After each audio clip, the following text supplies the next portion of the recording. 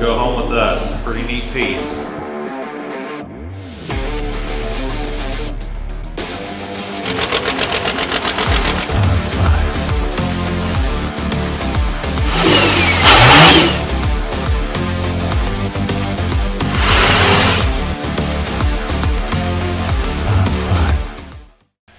All right, so we're back from the jamboree and got the monster back in the shop, like always. And I guess we're getting it ready for the show up at Butler, because we got to go race and freestyle and try to get a full show out of this thing without breaking it. But there's a few things I want to do beforehand. One of the things I want to do is this air fuel controller right here that goes on the top of that P7100 injection pump. This one is modified from Michael Landis. He put a heavy spring on this thing, and basically what'll happen is it'll hold the fuel in the rack of the pump to where it doesn't full fuel until it gets to a certain amount of boost. So I think that this lever right here, as you see, this slides that way. And what happens is boost comes in this hole right here, pushes on a diaphragm, and it allows this arm to move as boost comes on. Well, stock, I think, I don't know, maybe 5 or 10 pounds, this arm is completely forward. So the pump is full fueling. That's why this thing can smoke like a train. And when it's got like 5 pounds of boost or 10 pounds of boost. This spring in here supposedly won't allow it to full fuel until it's at least 40 pounds. So it should bring it in more gradual. It should allow the turbo to light. So I'm going to put this AFC on the truck, and this right here, if you see, is the stock one that I had on it. So there is literally no physical difference, because this is just the stock one that's been modified, and this is the stock one. Internally, this has got a real light spring in it, this has got a heavy spring in it. And what Michael did is he used this Allen bolt here with the jam nut, and he's adjusting tension on that spring. All right, so it's the Friday before our show up at Butler at the Hall of Fame on Saturday, and we still got stuff to do to this thing. It's not unusual at all, really. One of the last things I needed to do, and Bevy worked on this evenings this week, so big thanks to him. He fabbed this air cleaner up for on the Guillotine to put on the front of the turbo of that thing. That is something that worried me this whole time, running it as much as I have, is that with the big old tires on here, this turbo, the old 5-blade S475 from Stainless Diesel, was going to ingest a rock or something. And these wheels are really tough, these 5-blade wheels. They are thick, strong, awesome things, but you can't go throw debris at any turbo. I mean, it's just, it'll knock it out of balance and bad things happen. So we're going to put that air filter on there in the Guillotine. We're going to eventually have that Guillotine hooked to our RII, our remote ignition interrupter. But for now, we just got it hooked to the rack and the pump to where it kills all the fuel to it. The best way to kill a diesel is kill air. But Bevy did a fabulous job on this thing, which I knew he would. That's why we make a good team.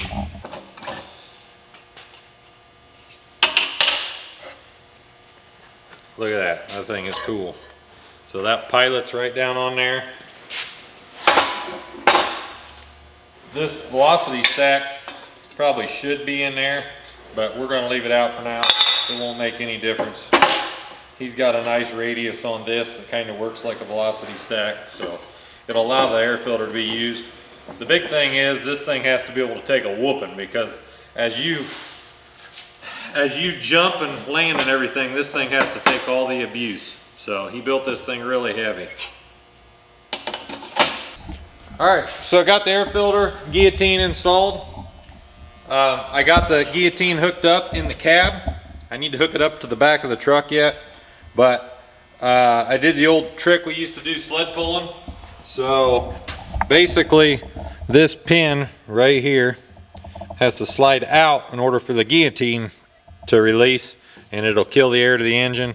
Then the diesel basically can't run anymore. They might be able to run on an idle just from air leaks leaking in, but it at least brings them to an idle where everything's under control. I'm using zip ties to hold this in, because a zip tie is breakable in an emergency, but yet it holds it to where it won't vibrate out if we're jumping and performing. So I guess just see if this sucker's gonna work now from in the cab. I think it worked. It's good news. Hopefully the right thing broke. Hey, worked good. So then you got to come down here and reset this sucker.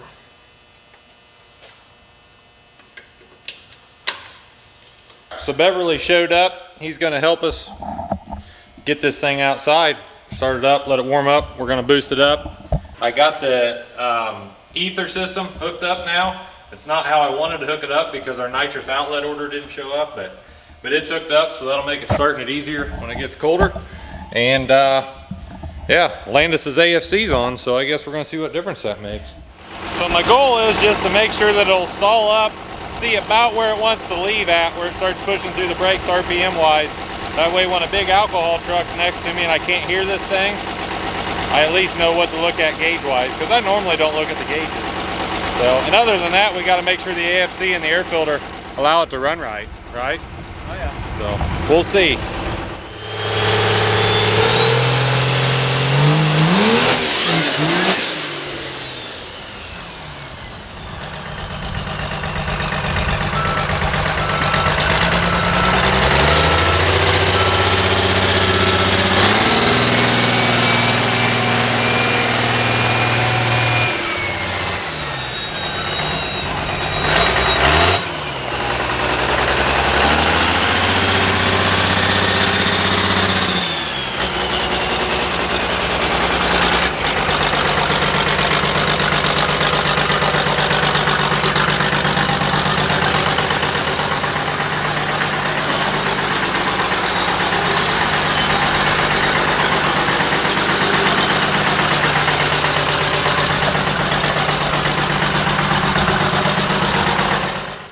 I think that did all right. It stalled about 3,000 RPMs is where it started pushing through me at. So if I can get it up to around there before I let off, it seemed like it come up fast and everything. So with the big tires, maybe it'll be a little different. But I guess the worst thing will happen is we'll get beat in racing, but we don't plan on doing that. So we'll see. So anyhow, guys, we hope to see you at Butler, Indiana, the first race for this thing. We've tried to promote it as much as we can. This video won't be out in time, but thanks for watching the video. Make sure you guys go subscribe to the channel. And remember, we're all about everything Merica here at Merica-Tv. See ya. Thanks.